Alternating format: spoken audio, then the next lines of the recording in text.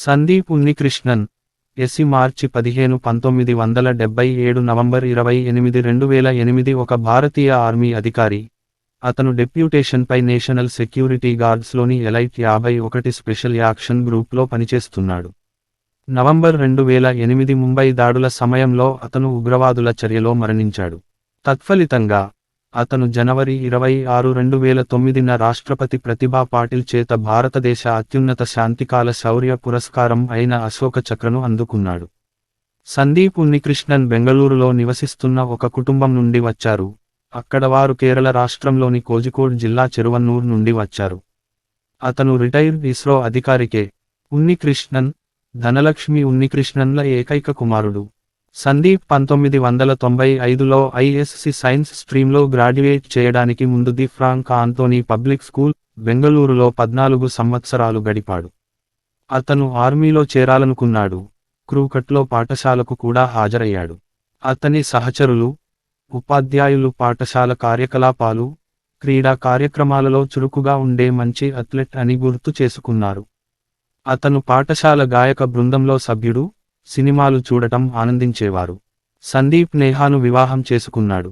సైనిక వృత్తి. సందీప్ 1995లో National Defence Academy India NDA, Pune, మహారాష్ట్రలో చేరారు.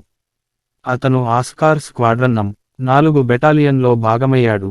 94వ కోర్సు ఎన్డీఏలో గ్రాడ్యుయేట్ అయ్యాడు. అతను బ్యాచిలర్ ఆఫ్ ఆర్ట్స్ డిగ్రీని కలిగి ఉన్నాడు. అతని ఎన్డీఏ స్నేహితులు అతన్ని నిస్వార్థపరుడు, ఉదారత, ప్రశాంతపరుడు అని గుర్తుంచుకుంటారు. ఇండియన్ మిలిటరీ అకాడమీ ఐఎంఏ, డెహ్రాడూన్లో అతను 104వ రెగ్యులర్ కోర్సులో భాగం. జూన్ 12, 1999న అతను ఐఎంఏ నుండి పట్టభద్రుడయ్యాడు. భారత సైన్యంలోని బీహార్ రెజిమెంట్ పదాతి దళం 7వ బెటాలియన్లో లెఫ్టినెంట్గా నియమించబడ్డాడు. జూలై 1999లో ఆపరేషన్ విజయ్ సమయంలో పాకిస్తాన్ సైనికులు భారీ ఫిరంగి కాల్పులు, చిన్నపాటి ఆయుధాల కాల్పులను ఎదుర్కొంటూ ఫార్వర్డ్ పోస్ట్ల వద్ద సానుకూలంగా పరిగణించబడ్డాడు. డిసెంబర్ 31, 1999 సాయంత్రం సందీప్ 6 సైనికులతో కూడిన బృందానికి నాయకత్వం వహించాడు. ప్రత్యర్థి వైపు నుండి 200 మీటర్ల దూరంలో ప్రత్యక్ష పరిశీలన, కాల్పుల్లో ఒక పోస్ట్ను ఏర్పాటు చేయగలిగాడు. సందీప్ జూన్ 12, 2003న కెప్టెన్గా గణనీయమైన ప్రమోషన్ పొందాడు. తర్వాత జూన్ 13, 2005న మేజర్గా ప్రమోషన్ పొందాడు.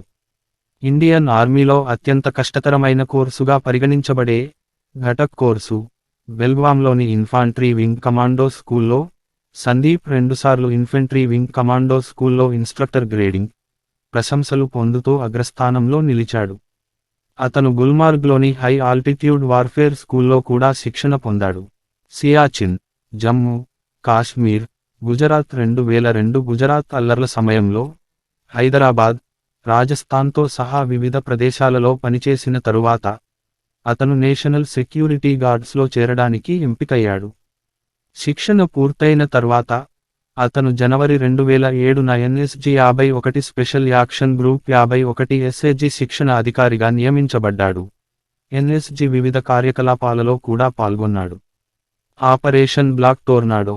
నవంబర్ 26, 2008 రాత్రి దక్షిణ ముంబైలోని అనేక దిగ్గజ భవనాలపై దాడి జరిగింది. బందీలుగా ఉన్న భవనాల్లో 100 ఏళ్ల నాటి తాజ్ మహల్ ప్యాలెస్ హోటల్ ఒకటి. మేజర్ సందీప్ బందీలను రక్షించేందుకు హోటల్లో మోహరించిన 51 special action group 51 ఎస్ఏజి team commander. 10 మంది కమాండోల బృందంతో హోటల్లోకి ప్రవేశించిన అతను మెట్ల ద్వారా 6వ అంతస్తుకు చేరుకున్నాడు.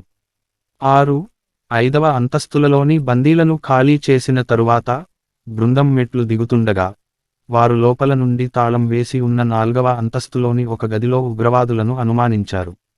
కమాండోలు తలుపులు బద్దలు కొట్టడంతో ఉగ్రవాదులు జరిపిన కాల్పులు కమాండో సునీల్ కుమార్ యాదవ్కు 2 కాళ్లకు తగిలాయి. మేజర్ సందీప్ యాదవ్ను రక్షించి ఖాళీ చేయగలిగాడు. అయితే తీవ్రవాదులు గదిలో గ్రెనేడ్ను పేల్చడంతో అదృశ్యమయ్యారు. మేజర్ సందీప్, అతని బృందం దాదాపు 15 గంటల పాటు హోటల్ నుండి బందీలను ఖాళీ చేయడాన్ని కొనసాగించారు. నవంబర్ 27వ తేదీన అర్ధరాత్రి సమయంలో మేజర్ సందీప్, అతని బృందం హోటల్ సెంట్రల్ మెట్ల మార్గంలో వెళ్లాలని నిర్ణయించుకున్నారు. ఇది పెద్ద ప్రమాదం అని వారికి తెలుసు. ఎందుకంటే వారు హోటల్ అన్ని వైపుల నుండి బహిర్గతమయ్యారు.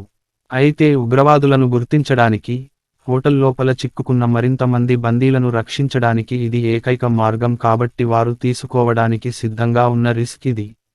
ఊహించినట్లుగానే, కమాండోలు సెంట్రల్ మెట్ల మీదుగా వస్తున్నట్లు చూసినప్పుడు, వారు మొదటి అంతస్తు నుండి ఎన్ఎస్జీ బృందాన్ని మెరుపుదాడి చేశారు.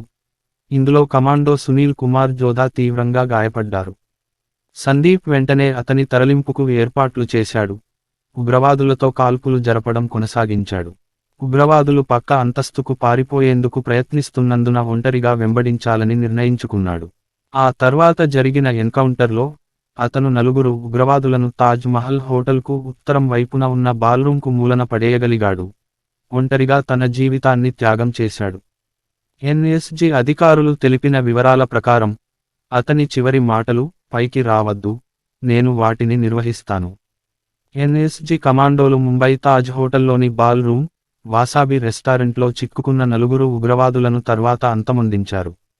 అశోక చక్ర అనులేఖనం: సందీప్ తల్లి జనవరి 26, 2009న రాష్ట్రపతి ప్రతిభా పాటిల్ నుండి అశోక చక్రాన్ని అందుకుంటున్నారు.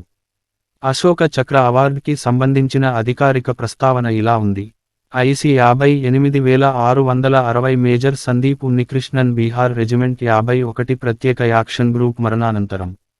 మేజర్ సందీప్ ఉన్నికృష్ణన్ నవంబర్ 27, 2008న ముంబైలోని హోటల్ తాజ్ మహల్ నుండి ఉగ్రవాదులను ఏరివేయడానికి ప్రారంభించిన కమాండో ఆపరేషన్కు నాయకత్వం వహించాడు. అందులో అతను 14 మంది బందీలను రక్షించాడు. ఆపరేషన్ సమయంలో, అతని బృందం తీవ్రమైన శత్రు కాల్పులకు గురైంది. దీనిలో అతని జట్టు సభ్యులలో ఒకరు తీవ్రంగా గాయపడ్డారు. మేజర్ సందీప్ ఖచ్చితమైన కాల్పులతో ఉగ్రవాదులను మట్టుబెట్టి, గాయపడిన కమాండోను సురక్షితంగా రక్షించాడు. ఈ క్రమంలో అతడి కుడి చేతికి కాల్పులు జరిగాయి. గాయాలు ఉన్నప్పటికీ, అతను తన చివరి శ్వాస వరకు ఉగ్రవాదులతో పోరాడుతూనే ఉన్నాడు. మేజర్ సందీప్ ఉన్నికృష్ణన్ అత్యున్నత స్థాయి సహచరత్వం, నాయకత్వంతో పాటు అత్యంత ప్రస్ఫుటమైన ధైర్యాన్ని ప్రదర్శించారు. దేశం కోసం అత్యున్నత త్యాగం చేశారు. అంత్యక్రియలు: యలహంక న్యూటౌన్లోని మేజర్ సందీప్ ఉన్నికృష్ణన్ రోడ్. సందీప్ అంత్యక్రియల వద్ద, సంతాపకులు సందీప్ ఉన్నికృష్ణన్ అమర్ రహే సందీప్ ఉన్నికృష్ణన్ పేరు శాశ్వతంగా ఉండనివ్వండి అని నినాదాలు చేశారు. నివాళులర్పించేందుకు ఆయన బెంగళూరు ఇంటి బయట వేలాది మంది బారులు తీరారు. అతని అంత్యక్రియలు పూర్తి సైనిక లాంఛనాలతో జరిగాయి. బెంగుళూరులోని మదర్ డెయిరీ డబుల్ రోడ్, 4.5 కిలోమీటర్లు 2.8 మైళ్ళు విస్తీర్ణంలో దొడ్డబల్లాపూర్ రోడ్లోని ఫెడరల్ మొగల్ నుండి యలహంక న్యూ టౌన్లోని ఎంఎస్ పాళ్య జంక్షన్ వరకు, అతని గౌరవార్థం మేజర్ సందీప్ ఉన్నికృష్ణన్ రోడ్గా పేరు మార్చబడింది. బెంగళూరులోని Ramamurthy Nagar outer ring road జంక్షన్లో సందీప్ ప్రతిమను ఏర్పాటు చేశారు. అతని గౌరవార్థం ఆ పేరు పెట్టారు. ముంబైలోని జోగేశ్వరి విక్రోలి లింక్ రోడ్లోని ఇండియన్ ఎడ్యుకేషన్ సొసైటీ ప్రవేశ ద్వారం వద్ద సందీప్ ప్రతిమ ఉంది. అతని త్యాగాన్ని పురస్కరించుకుని యువ విద్యార్థులకు స్ఫూర్తినిస్తుంది. Biopic: Sony Pictures entertainment, major Sandeep అనే 2 టైటిళ్లను నిర్మాతల సంఘంలో రిజిస్టర్ చేసింది. అతని జీవితంపై బయోపిక్ చేయడానికి వారి ప్రయత్నంలో ఉంది. ఇది కేవలం దాడికి సంబంధించినది మాత్రమే కాదు, బయోపిక్కి సంబంధించినది. స్టూడియో వ్యక్తిగత హక్కులు, ఉద్యోగ సంబంధిత హక్కులను పొందడానికి మేజర్ సందీప్ కుటుంబంతో చర్చలు జరుపుతోంది. దివంగత సైనికుడికి నివాళులు అర్పించేందుకు ఆసక్తిగా ఉంది. ఒక వాణిజ్య మూలం చెప్పింది. కథ కూడా ఆసక్తికరంగా ఉంది. అతను కాల్చబడినప్పుడు గాయపడిన కామ్రేడ్ని రక్షించడానికి ప్రయత్నిస్తున్నాడు.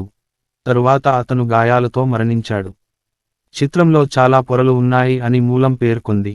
మేజర్ అనే టైటిల్తో తెరకెక్కిన ఈ చిత్రంలో అడివిశేష్ మేజర్ సందీప్ టైటిల్ రోల్లో నటిస్తున్నారు. ఈ చిత్రాన్ని నటుడు మహేష్ బాబు నిర్మించారు. చిత్రం ప్రధాన ఫోటోగ్రఫీ ఫిబ్రవరి 2020లో ప్రారంభమైంది. జూన్ 3, 2022న ప్రపంచవ్యాప్తంగా విడుదలైంది.